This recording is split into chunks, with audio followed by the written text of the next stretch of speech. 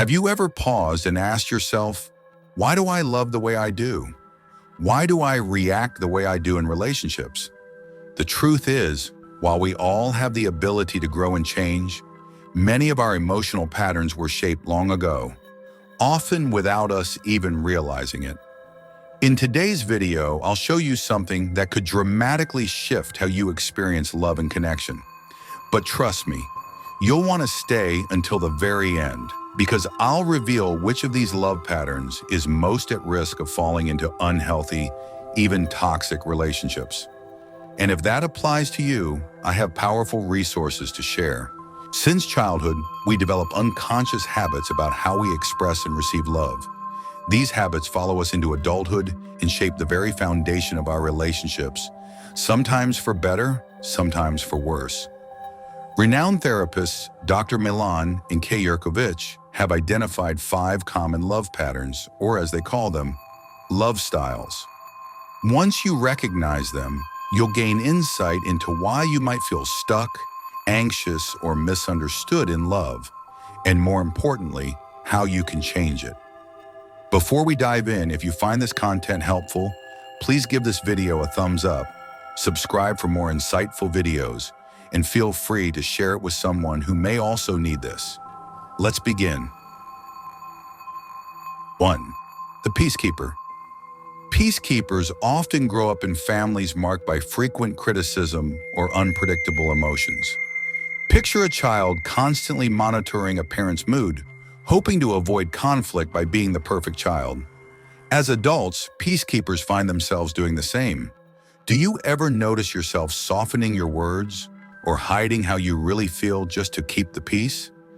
You might apologize when you have done nothing wrong, or avoid setting boundaries for fear of upsetting others. But here's the hidden cost. Eventually, peacekeepers become emotionally exhausted, feeling invisible in their own lives. The path to healing? Learning to honor your truth and set gentle but firm boundaries without guilt. 2. The invisible one. The invisible one often comes from a chaotic or unpredictable home. They survive by staying quiet, fading into the background, and avoiding attention. Maybe you were that child who preferred the safety of imaginary worlds or books. As an adult, you might feel oddly comfortable in unstable situations simply because they're familiar. Have you ever stayed in a chaotic relationship thinking, at least I know how to handle this, even though it drains you?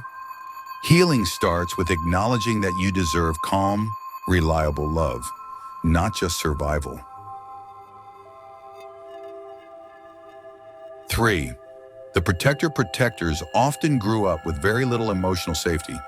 Their solution? Building a protective wall. As adults, protectors seek to control situations and others to avoid feeling vulnerable. Does letting go make you feel like you're losing control? Is anger your default emotion because sadness feels too risky? Protectors often long for connection, but are unsure how to open up without feeling exposed. True healing begins when protectors allow themselves to soften, trusting that real connection can feel safe. The seekers experience inconsistent love in childhood. Parents who were sometimes present, sometimes absent. This leaves them craving attention and fearing abandonment. In adult relationships, seekers may rush into intimacy, idealizing their partners. But as reality sets in, they often feel disappointed and betrayed. Do you recognize yourself here? Giving too much, too soon, hoping it will secure love. Seekers thrive when they learn that healthy love isn't a sprint, it's a steady, intentional journey. 5. The independent one. Independent ones often come from families where emotions were minimized or ignored. From a young age, they learn to rely on themselves. As adults, they value logic over emotions and often struggle with intimacy. Do you find it hard to share feelings, even with people you deeply care about? Do you pull away when relationships become too emotionally charged? True intimacy is built on vulnerability, not self-sufficiency. Independent ones grow when they allow themselves to share more of their inner world, even if it feels uncomfortable at first. Now here's what you've been waiting for. Not all love styles are equally vulnerable to toxic relationships. Studies and clinical experience show that peacekeepers and seekers are most at risk. Why?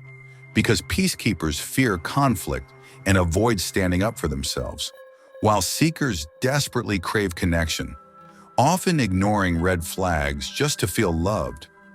This makes them highly susceptible to unhealthy dynamics, including manipulative or emotionally abusive relationships. But here's the good news. Awareness is the first step to breaking free. Recognizing these patterns allows you to reclaim your voice and create relationships that nourish you instead of draining you. If this resonates with you, I invite you to explore my dedicated videos on overcoming toxic and narcissistic relationship patterns. You'll find the link right below this video. And remember, you are not stuck. You are growing. If this video helped you, please give it a like, subscribe for more, and share it with someone who might need this insight. Thank you for watching, and I'll see you in the next video.